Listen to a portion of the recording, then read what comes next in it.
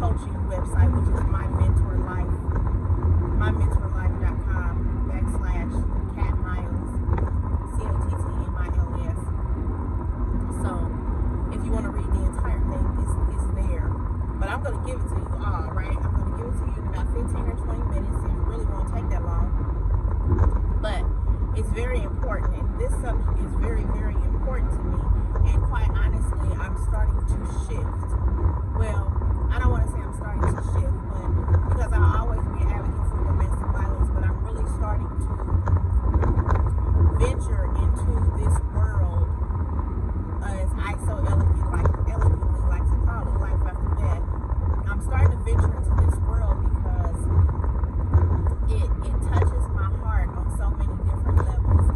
Like, I've been on all sides of the fence of this thing, and when I actually explain it to you, you'll know exactly what I'm talking about. So without further ado, I'm just gonna jump right in, because I know y'all probably like, what? You said it wasn't super spiritual. You said you wasn't talking about going to heaven or hell, but you life after death. I mean, like, what you talking about? Is this, Biggie, Tupac? What you talking about? Okay. I'm not talking about no rap songs. I'm not talking about super spiritual. We go to heaven or hell. When I say life after death, what I'm talking about is the life that remains after you die. The life that remains after you die, I'm talking about your family, your friends, your kids, your grandkids, your legacy. And this is such an important topic to me because I've seen so many deaths, right? I've seen so many deaths when people die tear families apart. I've seen so many, in the last 5 years, I've seen so many people die with no assets, with no life insurance, and people are creating GoFundMes. People are letting their loved ones' bodies remain in morgues and in funeral homes for 2 to 3 weeks because they don't have enough money to carry out the services, or they have to opt for cremation because that's the only money that they can gather up, as opposed to having an official service. That's crazy to me. I think that we are in an age and time, and we've always been, where we have the mindset of, oh, I got time, it's not gonna happen to me, I'm too young, I got all this time. Let me tell you something. You, me, our kids, our grandkids, our parents, our brothers and sisters, our co-workers, we are on borrowed time. We do not know the day, the time, nor the hour that we are going to leave this earth. We are on borrowed time. We cannot keep saying, I'll get to it. I'll get to it. I'll get to it. No, you need to get to it now. You need to get to it now, because we don't know what's going to happen. We don't know when we are going to leave this earth and what we are leaving behind, and the stress that we're going to be leaving behind. Not only that, y'all don't realize this, but one of the greatest ways that our how do I want to say it, be politically correct, but one of the greatest ways that, I don't have a politically correct way to say it here. One of the greatest ways that our white people, that our white families, that our white counterparts have become wealthy and have acquired generational wealth is because they use people's deaths.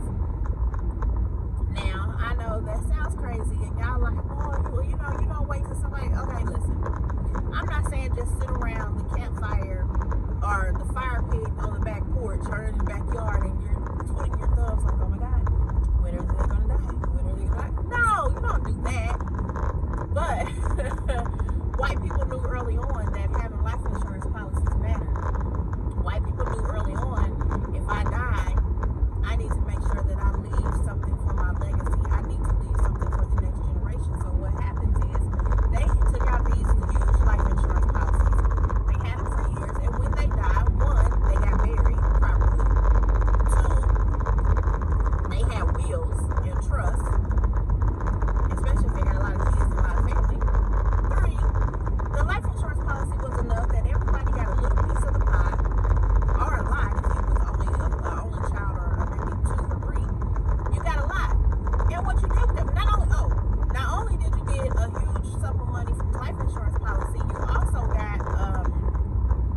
lot of land. The land was passed down. So white people invested in land, in real estate, and they bought their homes. Now, don't get me wrong, I'm not crazy. I know back in the day it was really hard for black people to acquire homes, yada, yada, yada, yada. Whatever. Okay, that's a whole nother story, whole nother topic for a whole nother day. I get it, I understand. But for all intents and purposes of this and this life after death conversation, white people acquired homes, they had life insurance policies, and when they died, the family got the home, they got the land, they got the life insurance policy. Bam. Grandma died. We got money. We can go start this business and buy a house. And now we are wealthy. So, okay, well, we need to make sure we got a life insurance policy because guess what? Grandma had a life insurance policy on us. We just got to take over payment. So now we paying this. We got the money that they left. We done bought a business. Our business is flourishing. It's growing. Now we're wealthy. So we got a big life insurance policy. Oh, guess what? Now Uncle died. Oh, now we got more money. So it's this thing, right? The money just keeps going into the pot. My people.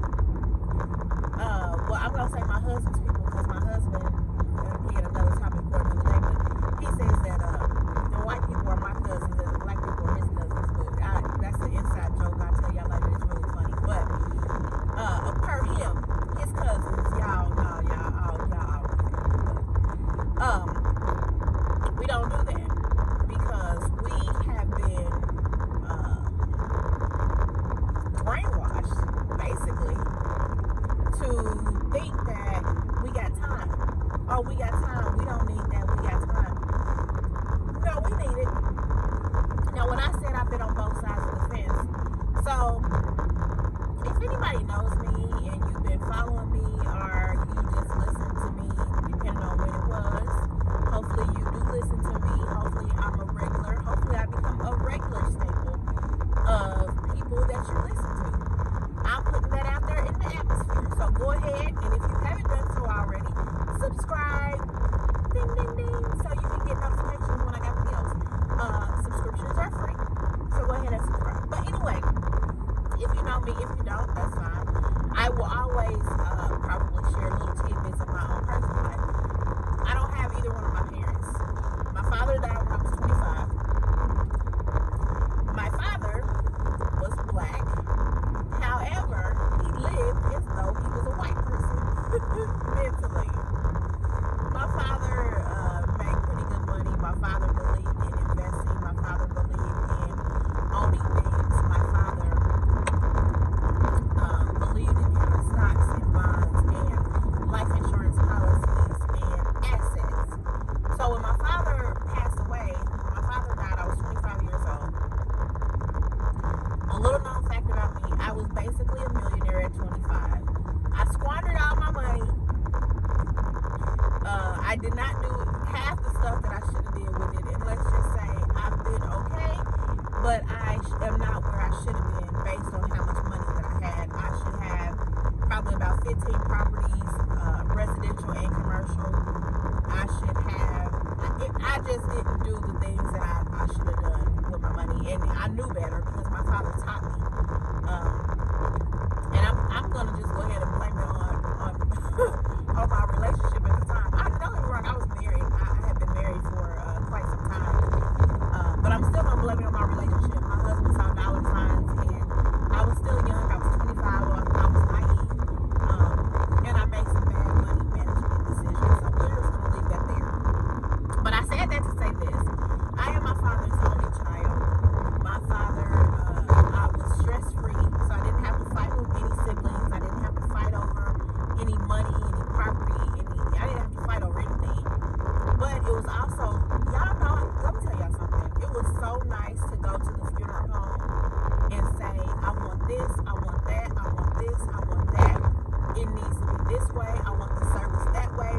And then to go to the store and buy exactly the perfect suit, the perfect tie, to dress my dad, and to do all of this in 1 or 2 days, and go home and go to sleep, not worried about how in the hell am I gonna pay for this. Now, mind you, let me say that again. I was the only child. My mother and my father were not married when my father died. My father was not married to anybody when he died. So I was the sole beneficiary. Not only was I the sole beneficiary, I was the sole, everything fell in my lap, right? Like, my dad didn't have a wife. He didn't have, he had a lady friend. I don't know if I would really call her a girlfriend. He had a lady friend, but everything fell in my lap. Now, don't get me wrong, my father had sisters and brothers. He had a lot of sisters and brothers, and my aunts and uncles helped me out a lot. And if I needed them to step in and do anything, they would step in and do it. But when it came to being the responsible for one to take care of all of these things, it fell on me. So if my father didn't have all these things in place, I wouldn't even really have nobody to call on as far as being close to me to go through that journey with me, because I was the only child. So I said all this to say everything was taken care of, and I slept easy at night. I was peaceful. And I'm sure my dad was able to rest in peace, quote unquote, because he knew that his daughter had the means to take care of everything, okay? So that was that. My mother died 2 years ago. 2019, my mother died. My mother had battled throat cancer for about, probably about 5 years. She had surgery 3 years prior. She could no longer speak. Her vocal cords had to be removed. I have a little sister. We're 10 years apart. My mother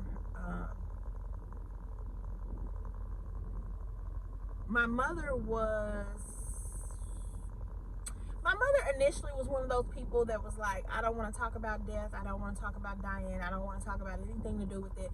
But when she got sick, she realized it was a conversation that she had to have. So, and she was also one of those type of people that was like, no, I got time.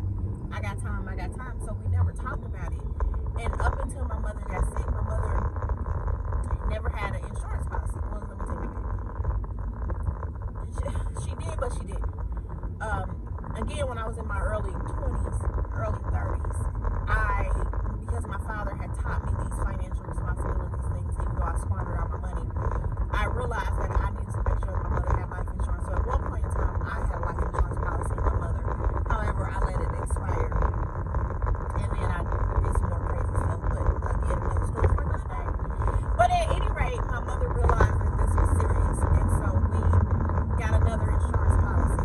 Luckily enough, we were able to get another insurance policy, even though she was already sick at this point. She already had cancer, and I think she might have been in remission. I don't know when we got it, but we could not get as much as we wanted, but we had enough without them doing like a whole total, medical or physical exam or medical assessment or whatever. So it was okay.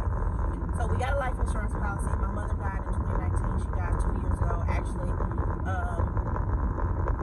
she died last week. Was the July 13th was the second anniversary of her death, July 13th, and we buried her on July 27th. So that date is coming up in about 7 more days, and then her birthday is July 29th. So it's crazy, right? And I know I just gave y'all them dates, and for y'all people that are kind of smart and y'all doing the math, because at the beginning of this I said people be waiting 2 to 3 weeks to bury their people. Let me be 100% clear. We had everything covered, but what happened was I was in church, and one of my brothers in Christ, mother died 2 weeks before my mother, and her funeral was the week after my mother died.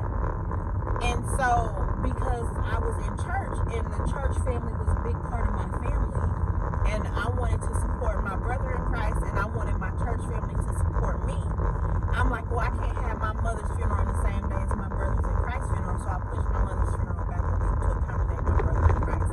That's the only reason why. So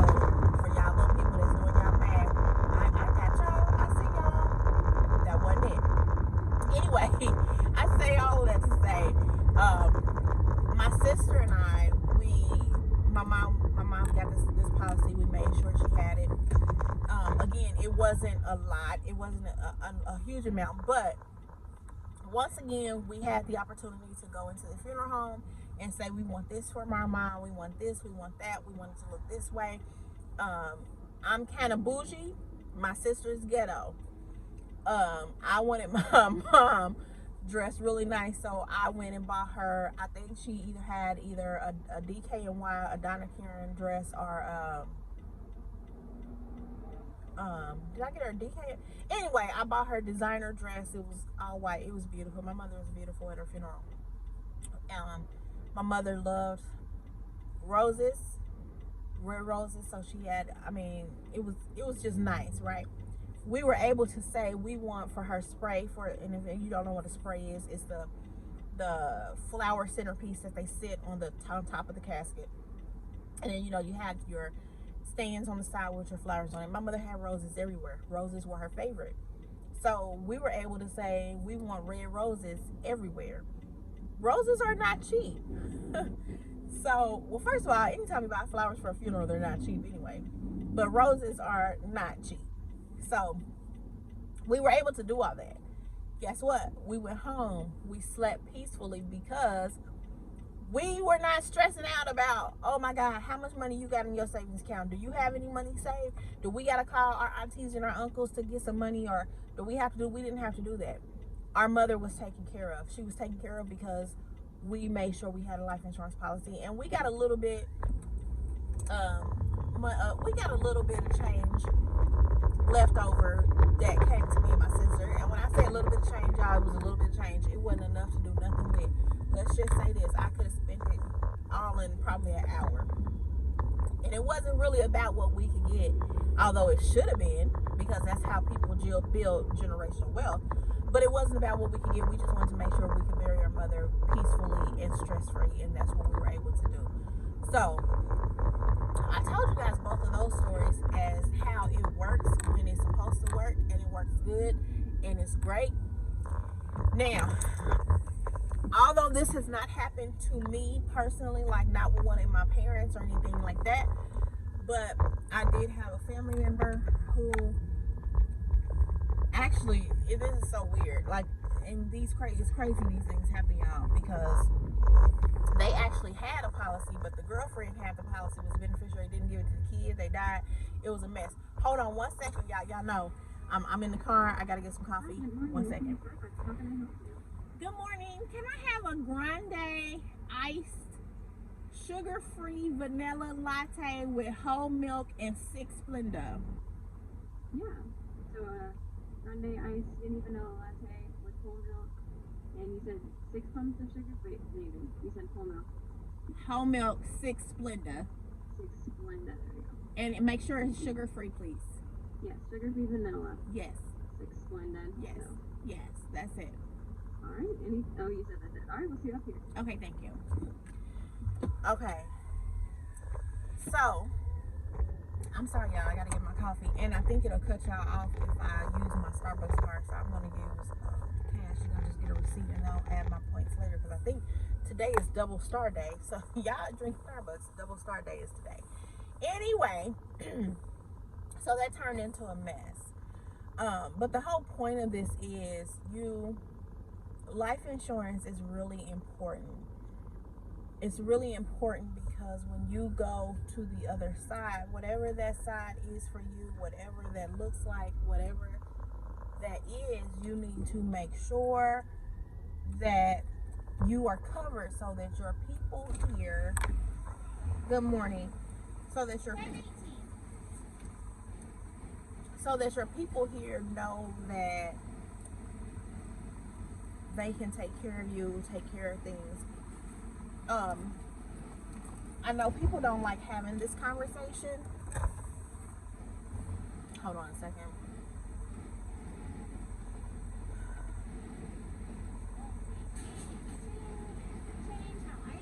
Thank you, I'm great. People don't like having this conversation when you talk about death and dying, and that's okay. That's totally okay, but it's a conversation that needs to be had. I have this conversation with my husband. We have it often, And initially he wasn't comfortable talking about it, but I've pushed him a couple of times, and now he's totally okay with having this conversation. I have this conversation with my kids. I call them, and the crazy part is, like, I check in with them often. Like, I check in with them probably every 2 years. Thank you so much, you too. I check in with them every 2 years, and I ask the question, y'all covered? Y'all policies, you got your policies? Are they paid? Are they current? Because if they're not, then I need to take action. I need to go get a policy. I need to do something different. The reason why I check in with my kids, y'all, let me tell you, is my kids are grown. And I also check in with my ex-husband, my kid's father, and say, hey, what policies do you still have on the kids?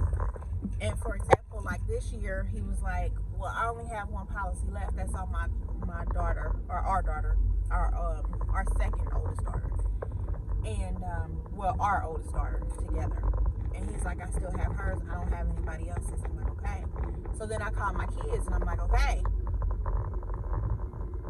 what y'all got going on? One of my oldest son is married. He's like, Mom, I got it. We good. My policy's current. My youngest daughter is like, she's on it. She's like, no, I'm good. I got it. And she's very in touch and in tune with her finances and keeping things in order. And she calls me when she does anything. It's like, okay, you're the beneficiary, or this is who's the beneficiary, and this is what's going on, and this is who's with, so I know all the information. My second son, he told me he had a policy. I don't believe him, y'all. I don't believe him. He told me he got one. I don't know if I believe that. So that's something that we're going to have to revisit again. But the whole point is, when people die or when people are sick, people don't like to talk about death. People hate talking about death. Even when they get the news that stuff is not going right, people don't like talking about death. But death is inevitable. It's going to happen. When you are born and you start to grow up and you realize that you were born and you start to understand the circle of life, you know you are going to die. You are going to die. You are going to die. You are going to die. Do y'all hear me? You are going to die. Like, you're not going to live forever. You are going to die. It's coming. You don't know when it's coming. I don't know when it's coming, but you're going to die. So why not have in place everything that you need to have in place so that when you die, your family does not have to stress out. They don't have to fight. They don't have to argue. And also, the most important thing is, if you are not married and you have multiple children and you have multiple baby mamas and you got mamas and you got brothers and sisters and you got girlfriends and living girlfriends that you've been with for 15, 20 years, and y'all got a house and both of y'all contribute to it, and oh my God, you know what, I can go on and on and on and on, and we are at 28 minutes. I'm getting ready to wrap this up. I don't really like my videos to be, I like them to be somewhere between 20 and 30 minutes, but so I'm gonna wrap this up soon, but y'all get the point. And you know what, I think I'm gonna do a life after death 2. This is gonna be life after death 1. I think I'm gonna do a life after death 2 and go more into the tools that you need to put things in place when you have those type of relationships. So if you're single and you have a girlfriend or a significant other or somebody that live with you, or you have multiple kids and multiple women, if the kids are under 18 and nothing can really go to them, and you have all these things, because let's just be real.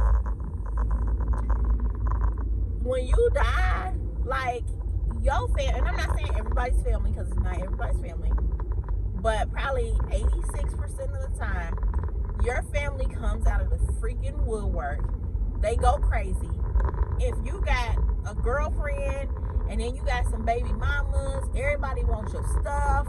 They fighting over it, and then here come, if you're not married, here come your mama and them, hell, even if you are married sometime, your mama and them, your brothers, your sisters, they still trying to bogart the wife or the girlfriend and take all your stuff. Oh, by the way, if you're not legally married, they gon' come take all the stuff.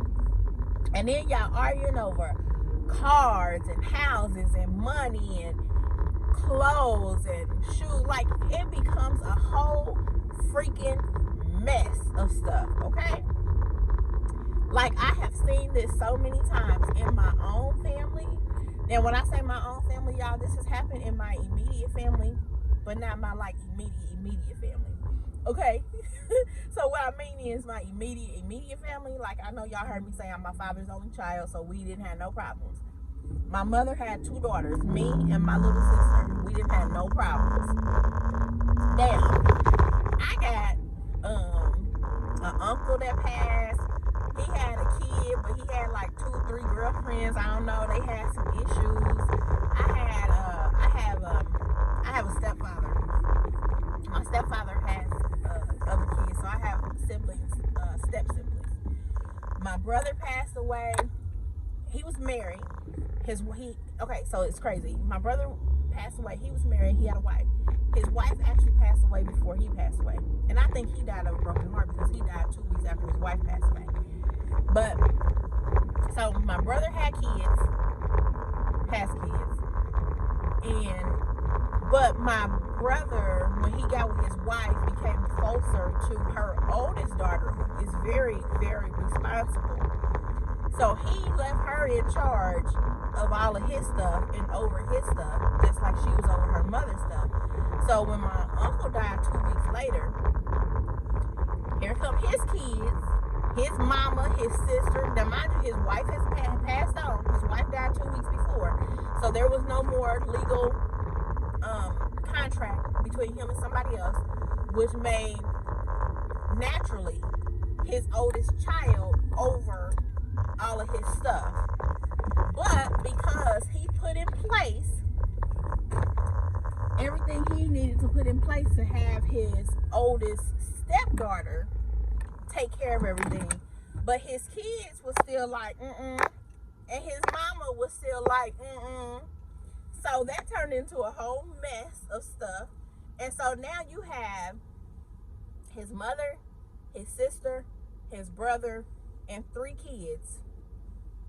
6 people fighting over a house, cars, possessions, money, arguing about who had the life insurance, how much it was. They was tripping. They didn't get, like, it was a mess. So I'm going to do Life After Death Part 2 and talk about how to put things in place so that everybody is covered, everybody is taken care of, so that you do not have these problems. And don't get me wrong, I don't care how much stuff you got in place. I don't care how much stuff you got written down. I don't care how many times you done told somebody your plans and what you want. Somebody's still going to argue. Somebody's still going to throw a monkey wrench. Hold on, I got to taste my coffee, make sure they made it right. And I done drove off. I didn't even taste it. It could be wrong. It's pretty good. And, oh, you know what? Y'all, I did a video a while ago. I uploaded it. I don't remember what I talked about, and I hope it ain't the same thing. But I was giving away a free coffee, and I uploaded it, but I don't remember what I was talking about, so there's no title on it. And I don't want to post anything without a title, so what I'm going to do is I'm going to listen to it and figure out what I was talking about and put a title on it. But again, today, I'll give y'all the same thing. I don't know, and I don't, it's too much to process in my head.